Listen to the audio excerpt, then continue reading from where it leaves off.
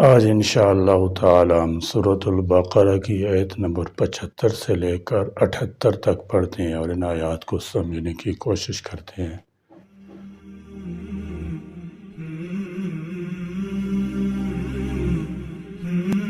اعوذ باللہ من الشیطان الرجیم، بسم اللہ الرحمن الرحیم۔ افتطمعون ان يؤمنوا لكم وقد كان فريق منهم يسمعون كلام الله ثم يحرفونه من بعد ما عقلوه وهم يعلمون وإذا لقوا الذين آمنوا قالوا آمنا وإذا خلا بعضهم إلى بعض قالوا أتحدثونهم بما فتح الله عليكم ليحاجوكم به عند ربكم أفلا تعقلون أولا يعلمون أن الله يعلم ما يسرون وما يعلنون ومنهم أميون لا يعلمون الكتاب إلا أماني وإن هم إلا يظنون افتطمعون، کیا پس تم توقع رکھتے ہو، ان یؤمنوا، کہ وہ ایمان لے آئیں گے، لکم تم پر، وقد حالانکہ یقیناً، کان فریق تھا ایک گروہ، منہم ان میں سے، یسمعون وہ سنتے تھے، کلام اللہ اللہ کا کلام، ثم یحرفونہ پھر بدل ڈالتے اسے، من بعدی اس کے بعد کے، ما عقلوہ وہ سمجھ لیتے اسے، وہم حالانکہ وہ، یعلمون وہ سب جانتے ہیں۔ یہ خطا مسلمانوں سے ہے کہ یہود سے ایمان کی توقع بے سود ہے۔ ان کے پہلے بزرگ یہ ہیں کہ وہ دیدہ و دانستہ اللہ کے کلام یعنی تورات میں تحریف کر ڈالتے تھے۔ تورات اور انجیل میں لفظی اور معنوی تحریف ایک ایسی کھلی ہوئی حقیقت ہے کہ آج خود یہودیوں اور عیسائیوں کو بھی اس کا اعتراف ہے۔ دوسرے مذہب کے پیروی کرنے والوں اور ان کی مذہبی کتابوں کا حال اس سے بھی بدتر ہے۔ نہ قرآن مجید کے سوا کوئی کتاب ہے جو محفوظ ہو، اور نہ مسلمانوں کے سوا کوئی امت ہے جو اپنی آسمانی کتاب کے محفوظ ہونے کی دعوے دار ہو۔ مدینہ کے مسلمان جو یہود سے کئی بار یہ سن چکے تھے کہ ایک نبی آخر الزمان صلی اللہ تعالی وسلم آنے والا ہے، اور جو لوگ ان کا ساتھ دیں گے وہ ساری دنیا پر چھا جائیں گے، اب یہ لوگ تو ایمان لے آئے، مگر یہود نے یہ کام کیا کہ تورات میں جو حلیہ نبی آخر الزمان صلی اللہ تعالی علیہ وسلم کا مذکور تھا اس میں تحریف کر ڈالی، اور ایمان نہ لانے کی وجہ یہ بتائی کہ اس کا حلیہ تو تورات میں مذکور حلیہ سے مختلف ہے۔ انصار صحابہ کرام رضی اللہ تعالی عنہ کو اس بات کی بہت حرص تھی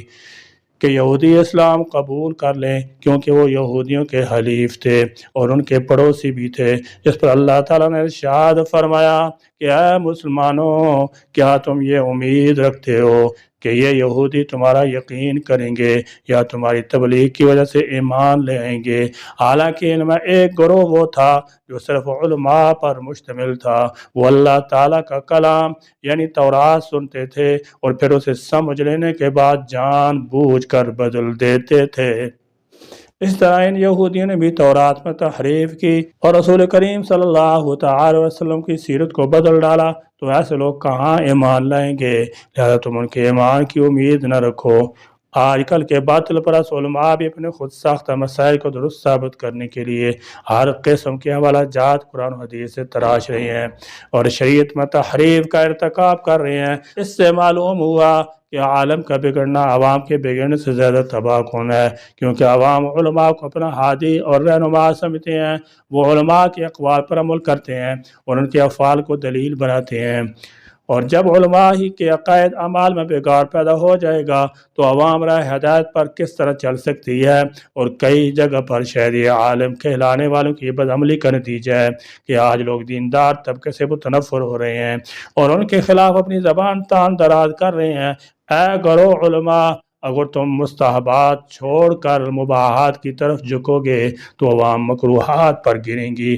اگر تم مکروہات کرو گے تو عوام حرام میں پڑیں گی، اگر تم حرام کے مرتکب ہوگے تو عوام کفر مبتلا ہوں گے۔ بہرحال علم بہت اہم اور عالی چیز ہے، اور یہ حقیقت ہے کہ علم دین کا ہی علم ہے۔ جو لوگ علم دین میں لگتے ہیں اس کو حاصل کرنے کی جدوجہد کرتے ہیں، اس کی نشر و اشاعت میں محنت مشقت برداشت کرتے ہیں، ان کے دنیا میں سر بلندی سرداری ہے، اور اللہ تعالیٰ کے یہاں بھی بہت معزز اور اعلیٰ مقام ہے۔ لیکن ان کی عزت تکریم اور ان کا مقام مرتبہ جب ہی ہے جب وہ علم کے ساتھ علم کے تقاضوں کو بھی پورا کریں گے۔ الغرض اہل ایمان کو سمجھایا جا رہا ہے کہ یہود سے یہ توقع نہ رکھو کہ تمہاری تبلیغ سے یہ لوگ ایمان لے آئیں گے، یہ تو سخت قسم کے ہٹ درم لوگ ہیں، جانتے بوجھتے ہوئے بھی یہ راہ راست سے دور ہی رہیں گے۔ حضور نبی کریم صلی اللہ تعالی علیہ وسلم نے فرمایا کہ اس وقت یہودیوں کے 10 بڑے عالم موجود ہیں، اگر یہ 10 آدمی ایمان قبول کر لیں تو کوئی بھی یہودی باقی نہیں رہے گا، سب ایمان لے آئیں گے، مگر یہ عالم اپنی ہر درمی پر قائم رہے۔ ان سے صرف ایک آدمی نے ایمان قبول کر لیا،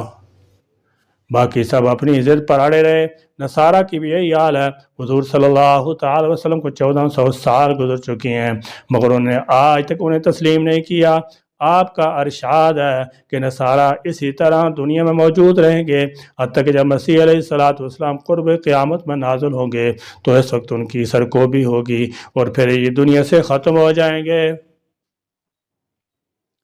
وَإِذَا اور جب لَقُوا وہ ملتے ہیں، الَّذِينَ آمَنُوا جو ایمان لائے، قالوا وہ کہتے ہیں آمنا ہم ایمان لائے ہیں، وَإِذَا اور جب خلا اکیلے ہوتے ہیں، بعضهم ان کے بعض الی بعض بعض کی طرف، قالوا وہ کہتے ہیں اتحدثونہم کیا تم بتاتے ہو انہیں بما وہ جو فتح اللہ کھول دیا اللہ نے علیکم تم پر لیحاجوکم تاکہ وہ حجت کا پیش کریں تم پر بھی اس کے ذریعے عند ربکم تمہارے رب کے پاس افلا تو کیا نہیں تعقلون تم عقل رکھتے۔ حضرت عبداللہ بن عباس رضی اللہ تعالیٰ عنہ فرماتے ہیں یہودی منافق جب صحابہ کرام رضی اللہ تعالیٰ عنہ سے ملتے تو ان سے کہتے کہ جس پر تم ایمان لائے اس پر ہم بھی ایمان لائے، تم حق پر ہو اور تمہارے آقا محمد صلی اللہ تعالی وسلم سچے ہیں، ان کا قول حق ہے، ہم ان کی نعت و صفت اپنی کتاب تورات میں پاتے ہیں۔ جب یہ اپنے سرداروں کے پاس جاتے ہیں تو وہ ان منافقوں کو ملامت کرتے ہوئے کہتے کیا تم مسلمانوں کے سامنے ان کے آقا محمد مصطفیٰ صلی اللہ تعالی وسلم کے بارے میں وہ باتیں بیان کرتے ہو جو اللہ تعالیٰ نے تمہاری کتاب میں بیان فرمائی ہیں تاکہ وہ اس کے ذریعے دنیا اور آخرت میں تمہارے اوپر حجت قائم کر دیں کہ جب ہمارے آقا محمد مصطفیٰ صلی اللہ تعالی وسلم کا نبی برحق ہونا تمہاری کتابوں میں موجود ہے تو تم نے ان کی پیروی کیوں نہ کی؟ کیا تمہیں عقل نہیں کہ تمہیں یہ کام نہیں کرنا چاہیے؟ وَتَكْتُمُ الْحَقَّ بڑا جرم یہ ہے کہ حق و باطل میں تلبیس کی بجائے سرے سے حق ہی کو چھپا لیا جائے، یہ بھی بہت بڑا جرم ہے۔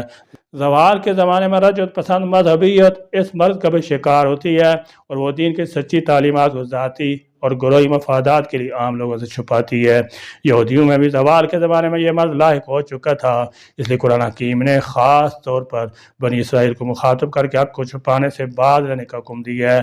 حق کو چھپانا اتنا بڑا جرم ہے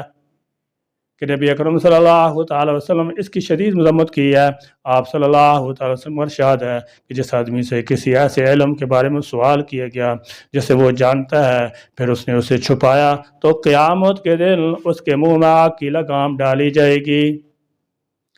امام شاہ ولی اللہ رحمۃ اللہ تعالی اس حدیث کی تشریح فرماتے ہیں کہ ضرورت کے وقت علم حق کو چھپانا حرام ہے، اس لیے کہ ایسا کرنا دین کی توہین ہے، یہ شریعت کو بلہا دینے کا سبب بنتا ہے، اس طرح کرنے سے علم کا بڑا حصہ مٹ جاتا ہے۔ حقیقت یہ ہے کہ جب دین کے نااہل نمائندے دنیاوی لذات اور خواہشات کے پیچھے پڑ جاتے ہیں اور دین کی غلبے کا اہتمام نہیں کرتے اور نہ اس کی تعلیم دیتے ہیں اور نہ اس پر ٹھیک طرح سے عمل کرتے ہیں، نیکیوں اور معروفات کا نظام نہیں بناتے، منکرات سے نہیں روکتے، تو آہستہ آہستہ دین کے خلاف رسومات نظام ہائے حیات قائم ہو جاتی ہیں۔ یہ سچے علم کو چھپانے اور اسے پڑھنے پڑھانے سے رک جانے کے نتائج ہوتے ہیں۔ اس کے لیے خاص طور پر حق و باطل کی تلبیس اور سر سے حق کو چھپانے کی سختی سے ممانعت کی گئی ہے، اس کو بڑا جرم قرار دیا گیا ہے۔ اس سے معلوم ہوتا ہے کہ نبی آخر الزمان صلی اللہ تعالی وسلم پہچاننے کے لیے تورات وغیرہ میں خاصا مواد موجود تھا، جسے یہ لوگ نبی آخر الزمان صلی اللہ تعالی وسلم مدینہ آنے سے پہلے لوگوں میں مشہور کر چکے تھے، اور ان میں کچھ لوگ نبی آخر الزمان صلی اللہ تعالی وسلم مدینہ تشریف لانے کے بعد بھی بیان کر دیتے تھے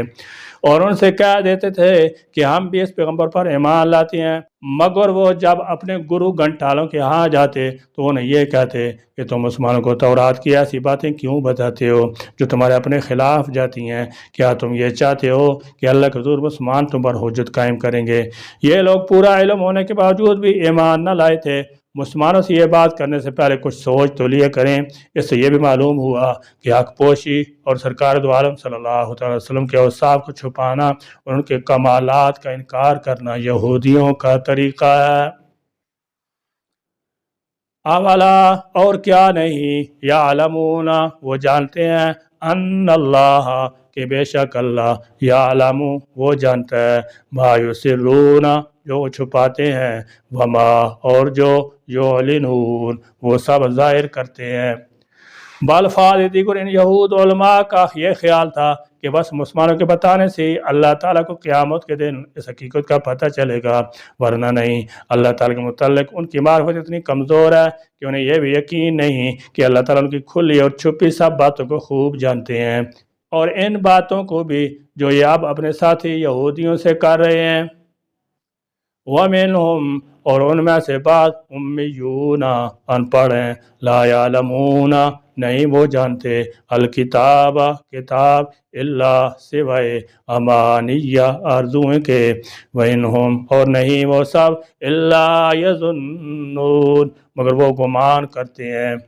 بنی اسرائیل کے عناد سرکشی کو بیان کرنے کے بعد اب ان کے مختلف طبقوں کا بیان ہو رہا ہے۔ اس آیت میں عوام کی حالت بیان کی گئی ہے۔